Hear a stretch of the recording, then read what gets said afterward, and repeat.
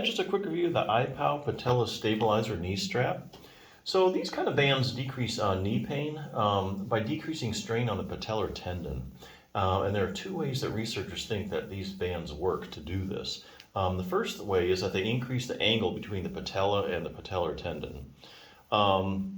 So your patella is your kneecap. So from here, they measure an angle, and then from here on down is the patellar tendon.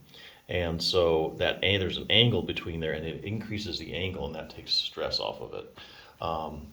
The other thing is that it works to decrease patellar tendon length. So those are the two ways that these things work, according to the research, to decrease a lot of stress at your knee. So a couple of points about these particular bands. These are one size fits all, so you don't have to worry about measuring and sizing or anything. And the other thing I like about these is that they have soft and breathable pad on them. Which is good because, if you wear these all the time, especially, if you do like a sporting event or when you be really active, you can start to sweat. And so after a while, these bands will pick up sweat, and then after a while, they'll start to smell, and then you go about washing them and all that stuff. So it's best just to start out with a highly breathable material first. So other things you can do for your knee pain, at one example, I'm getting this from Bulletproof Your Knee book, quad strengthening. If you have any kind of a knee problem, make sure that you're strengthening your quadriceps muscle. As a matter of fact, this whole chapter is dedicated to just about any problem you can name with your knee. There's research showing that you probably have problems with your quadriceps muscle. Your quadriceps muscle, also known as your quads, is a big muscle on the top of your leg here. So there's your kneecap. It's above there. It's the big stabilizer of your knee. So it's got to be working well in order for you to stay out of trouble. So for instance, knee swelling in the quadriceps, here's something interesting. A study demonstrated that even if you have as little as 20 milliliters of fluid in your knee, which is just over a tablespoon, it's enough to decrease the strength of your quadriceps muscle. So decreased strength, of course, means decreased stability.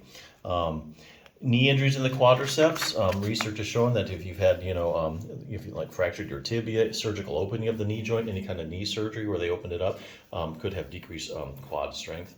Ligament injuries in the quads, anterior cruciate ligament, that's also known as your ACL. If you've had a tear or, you've had a rupture of it, studies are showing that when they look at those people, test the strength of their quads, decrease by 25 to 30%.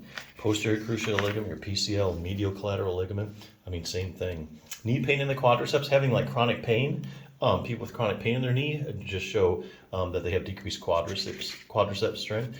Here's an interesting one, knee arthritis in the quadriceps. So there's a lot of research showing that if you have knee arthritis, that you have weak quads. And likewise, there's actually randomized controlled trials showing that if you take a group of people with knee arthritis and you strengthen their quadriceps muscle, that the knee pain starts to go away. And also, it's interesting, they find that people with the stronger quads or, people that are strengthening their quads also have less progression of their knee arthritis. So you actually interrupt the whole pathological process by strengthening your quads.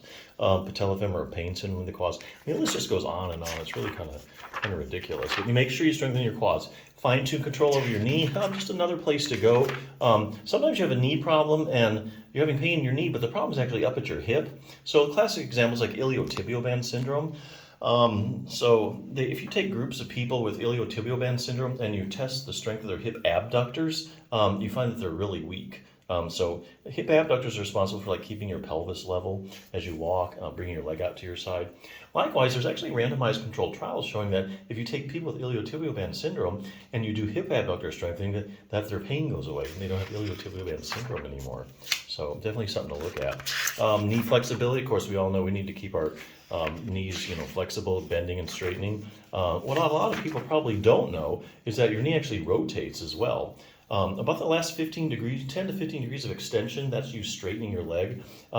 Your knee actually rotates laterally or out to the side. Here's a little test to see if you have that accessory motion, which you're going to need to have fully functioning knee. Let's see. Other things you can think about doing to help your knee pain, increase dynamic knee stability. Here they're talking about proprioception. So your proprioception is your position sense. So if I turn the lights out right now, you'd probably be able to tell me whether your knee was bent or straight, right? That's because you have receptors in the joint and the soft tissue constantly give your brain feedback as to where your knee is in space. What they're finding is that when you look at people that have knee problems, their proprioception just decrease. It's just not what it should be. So there's actually exercises you can do to increase that. But yeah, nothing's as quick as putting on a little brace here, a little band, a patellar band. A lot of people say that it makes the pain go away instantly. Probably not a fix though. It's probably just kind of a, it'll help while you have it on, but you can't wear it forever, or do you want to wear it forever? Other things you can do for your knee that maybe get you that long-term carryover. But yeah, it's a good little band. Check it out.